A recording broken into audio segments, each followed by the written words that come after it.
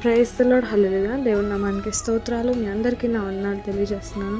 ఈ దినం కొరకు దేవుడు సిద్ధపరిచినటువంటి మాటలు, ప్రియ సహోదరి సహోదరుడా, ఈ దినం నీ యొక్క లైఫ్లో నువ్వు చేసేటువంటి ఉద్యోగం కానీ, చేసేటువంటి ఏ పనైనా కానీ దాంట్లో నీకు సాటిస్ఫాక్షన్, కంప్లీట్ అనే ఫీలింగ్ అనేది నీకు లేదు కదా. నీకు అర్థం కావట్లేదు కదా, నేను ఇది కాదు, ఇది నాకు సాటిస్ఫాక్షన్ ఇవ్వట్లేదు, నీవు లీడ్ చేసేటువంటి లైఫ్ నీకు సాటిస్ఫాక్షన్ ఇవ్వట్లేదు, this is not my life, ఇది అసలైంది కాదు, నా లైఫ్ యొక్క పర్పస్ ఏదో ఉంది, నాకు ఏది చేసినా సాటిస్ఫాక్షన్ ఇవ్వట్లేదంటే అనే ఫీలింగ్ నీకు అనిపిస్తుంది కదా.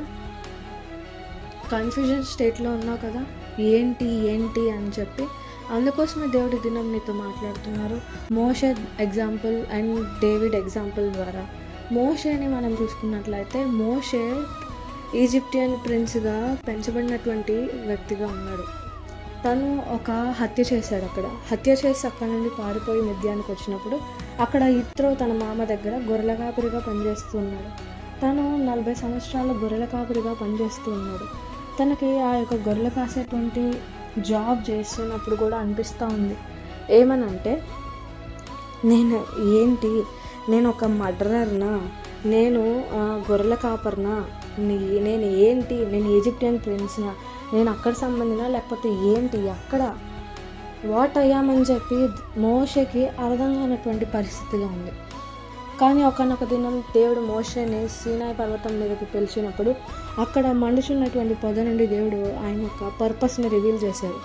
మోషే, నేను నిన్ను చాలా సంవత్సరాల నుండి నేను అబ్జర్వ్ చేస్తున్నాను అని చెప్పి దేవుడు మాట్లాడుతూ తన యొక్క లైఫ్ పర్పస్ని తనకి రివీల్ చేశారు. ఏంటంటే, యు ఆర్ మై మెసెంజర్ అని చెప్పి నా యొక్క ప్రజలైనటువంటి ఇశ్రాయేల్ వారిని కనాను దేశానికి, నేను ఇవ్వబోయే దేశానికి నేను నడిపించాలి, యు ఆర్ మై మెసెంజర్ అని చెప్పి మాట్లాడారు. మాట్లాడినప్పుడు మోషే ఏమంటున్నాడు, దేవా, నేను మాటకారిని కాదు, ఐఎమ్ నాట్ ఎ లీడర్ అని చెప్పి అంటున్నాడు. బట్ దేవుడు ఏమంటున్నాడు, దేవుడు తనకి నోటిబోరుగా ఉంటా అంటున్నారు, అహరోనుని కూడా సహాయంగా పంపిస్తా అంటున్నారు. ఒక ప్రజల్ని లీడ్ చేయాలి అంటే వాళ్ళకి ప్రొటెక్షన్, వారిని ఒక మంచి ప్రదేశానికి, దేవుడు ఇవ్వబోయేటువంటి ప్రదేశానికి నడిపించాలి అంటే లీడ్ చేసేటువంటి ఒక కాపరి కావాలి. ఇప్పుడు మోషేని, ఆ యొక్క ఇశ్రాయేలు ప్రజల్ని లీడ్ చేయడానికి ముందు మోషేని ఏం చేశారు, గొర్రెల కాపరిగా లీడ్ చేయడానికి ఆ యొక్క పీరియడ్ అనేది పెట్టారు. ఆ యొక్క పీరియడ్లో గాడ్ అబ్జర్వ్ చేస్తూ ఉన్నారు, వాట్ ఈజ్ మోజెస్ అని చెప్పి, రియల్ క్యారెక్టర్ ఏంటని చెప్పి. ప్రతి దాంట్లో, ప్రతి యాక్షన్లో, ప్రతి థింకింగ్ ప్రాసెస్లో మోషేకి కోపం ఎక్కువే, కానీ అది నీతిగా వచ్చేటువంటి కోపము. ప్రతిదీ ఆయన పరిశీలించి తెలుసుకున్నారు. మోషేని గొర్రెల కాపరిగా ఉండడం కూడా చూసి తన యొక్క ప్రజల్ని నడిపించడానికి ఒక ప్రాక్టీస్గా, షెపర్డ్గా మనము ఉంచినట్లయితే అనుకోవచ్చు. ఎందుకనంటే, షెపర్డ్ అంటే ఏంటి, తన యొక్క గొర్రెల మందను ఎండాకాలం వచ్చినప్పుడు మేత మేయించడానికి ఎక్కడ దొరుకుతుందో అక్కడికి తోలుకుని పోయి తీసుకెళ్ళడము, వర్షం వచ్చినప్పుడు కానీ ఏ ఒక్క జంతువులు కానీ పీక్కుని చంపేసేటప్పుడు వాటిని ప్రొటెక్ట్ చేయడం కానీ, మంచి ప్లేస్లో వాటిని పెట్టడం కానీ, వాళ్ళ బాగోగులు చూసుకోవడం కానీ, వాటిని మంచి ప్రదేశానికి లీడ్ చేయడానికి షెపర్డ్ యొక్క పని. అదే రీతిగా ఈ యొక్క ప్లేస్లో ఉంచి, ప్రాక్టీస్గా ఉంచి తన ప్రజలను లీడ్ చేయడానికి తన యొక్క పర్పస్ని దేవుడు తెలియజేశారు.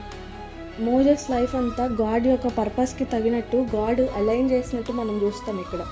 అదేవిధంగా దావీదు జీవితం కూడా మనం ఒకసారి చూసుకున్నట్లయితే, దావీదు జీవితంలో చిన్నప్పటి నుండే తను అందరి చేత వెలివేయబడినటువంటి వ్యక్తిగా ఉన్నాడు.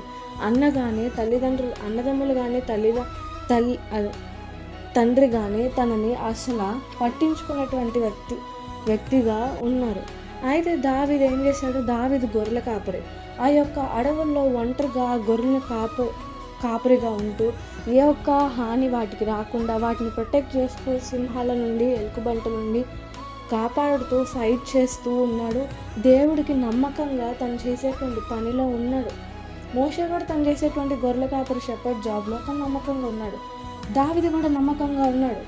వన్ ఫైన్ డే ఏం చేశారు, సమూయేలు ప్రవక్త ద్వారా దేవుడు తన యొక్క లైఫ్ పర్పస్ ఏంటి అని చెప్పి దావీదుని అభిషేకించి తన యొక్క లైఫ్ పర్పస్ని రివీల్ చేశారు. నా యొక్క ప్రజలను నడిపించడానికి నేను నిన్ను నియమించి ఉన్నాను రాజుగా, ఇశ్రాయేలు ప్రజల యొక్క రాజుగా. నేను నిన్ను ఎన్నుకొని ఉన్నాను, అభిషేకించి ఉన్నానని చెప్పి దేవుడు తన యొక్క పర్పస్ని రివీల్ చేశాడు. ఇక్కడ కామన్గా మనం చూసుకున్నట్లయితే ఇద్దరి యొక్క రోల్స్, తన యొక్క లైఫ్ పర్పస్ తెలియక ముందు వాళ్ళ యొక్క జాబ్స్ ఏంటి, షెపర్డ్స్ జాబ్స్.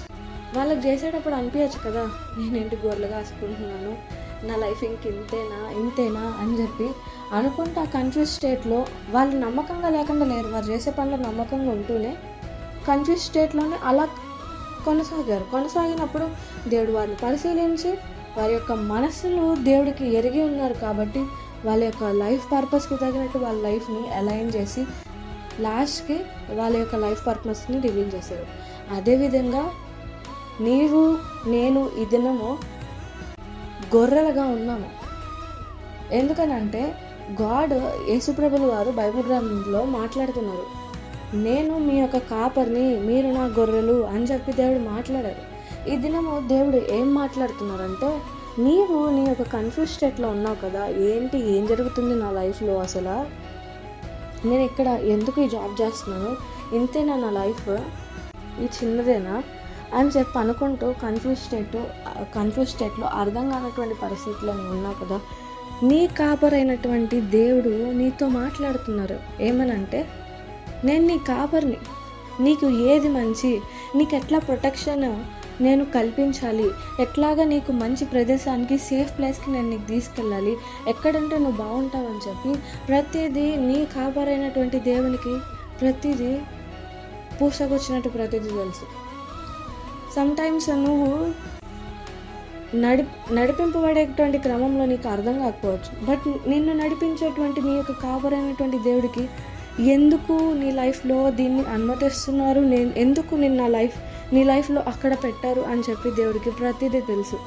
దేవునికి క్లారిటీ ఉంది, బట్ నీకు నడిపించబడేటువంటి నీకు ఆ యొక్క కన్ఫ్యూజన్ స్టేట్ ఉంది. ఎందుకంటే నీకు అర్థం కావట్లేదు, ఏం అనిపించట్లేదు, ఇది గాడ్ చేస్తున్నారని చెప్పి నీవు ఆలోచించుకుంటే నీకు కన్ఫ్యూజ్ స్టేట్లోనే ఉంటావు, నీకు అర్థం కాదు. కానీ దేవుడు దినం నీతో ఏం మాట్లాడుతున్నారంటే, ఆయన నీకు కాపరిగా ఉన్నారు, నీవు ఆయన గొర్రెగా ఉన్నావు. నిన్ను నడిపింపబడేటప్పుడు నీకు ఏంటని చెప్పి నీ లైఫ్ నువ్వు ఎక్కడికి వెళ్తున్నావు నీకు తెలియకపోవచ్చు, కానీ నిన్ను నడిపించే నీ కాపరికి ప్రతిదీ తెలుసు. ఒకానొక దినం నిన్ను ఉంచినటువంటి ప్రదేశంలో నువ్వు ఎంత నమ్మకంగా ఉన్నావు నిన్ను పరిశీలించి నీకు ఒక ప్రాక్టీస్, ఆయన లైఫ్ నీ యొక్క పర్పస్ని లీడ్ చేసే అలైన్మెంట్లో నిన్ను ప్రాక్టీస్లో ఉంచి ఫైన్ డే నీ యొక్క లైఫ్ పర్పస్ని మోషేకి, దావీదుకి తెలియజేసినట్టు నీ యొక్క లైఫ్ పర్పస్ని కూడా తెలియజేస్తారు. ఇప్పుడు నీకు అర్థం కాకపోతుంది కదా, కానీ దేవుడు ఒకటే మాట్లాడుతున్నారు, నేను అలైన్ చేస్తున్నాను, నా పర్పస్కి తగినట్టు నేను నిన్ను మలుస్తూ నా యొక్క మార్గంలో నడిపిస్తున్నానని చెప్పి దేవుడి దినం మాట్లాడుతున్నారు. నీ యొక్క కాపరి మీద నమ్మకం ఉంచు.